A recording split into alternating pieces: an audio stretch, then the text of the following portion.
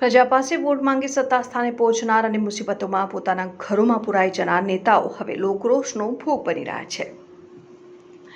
ગાયકવાડી શાસન સમયે વડોદરા એક આગવી ઓળખ ધરાવતું હતું, પણ આજના શાસકોને મોટા પગાર મેળવતા અને કાર્યોના પ્રતાપે વડોદરા અન્ય મહાનગરોની તુલનામાં પાછળ ધકેલાયો છે।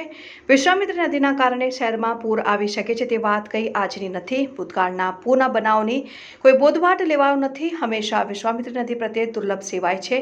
વિશ્વામિત્રી નદીને પુનર્જીવિત કરવાના પ્રયાસો પાલિકા તંત્ર કરતું નથી। નદીના કાંઠા વિસ્તારોમાં ગેરકાયદેસર બાંધકામો સામે પાલિકા તંત્ર મુખ પ્રેક્ષક બને છે અને શહેરમાં જૂના નાના મોટા દબાણો સામે શૂરવીર બને છે। ફરી આ વખતે તંત્રની અનાવડત અને પૂરતા આયોજનને અભાવે શહેર પૂરના સંકટમાં આવ્યું છે।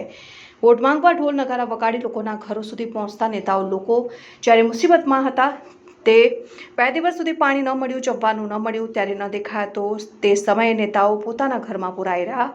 હવે જ્યારે પાણી ઉતરી રહ્યું છે ત્યારે ફરી પાછા ફોટો સેશન કરવા મદદનો ઢોંગ કરી રહ્યા છે।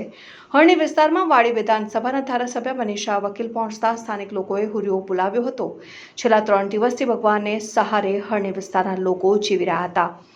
આજે સફાઈ કરવા પહોંચેલા ધારાસભ્ય મનીષા વકીલ સામે લોકોએ રોષ ઠાલવ્યો। લોકોએ કહ્યું હતું કે અહીંથી જતા રહો, તમારી કોઈ જરૂર નથી। લોકરોષ પારખી ગયેલ મનીષાબેન વકીલ માથું નીચું કરીને નીકળી ગયા હતા। નદીમાંથી લોકોના ઘરોમાં પાણી તો ઓછા થઈ રહ્યા છે, પણ નેતાઓ સામે લોકોનો ગુસ્સો વધી રહ્યો છે।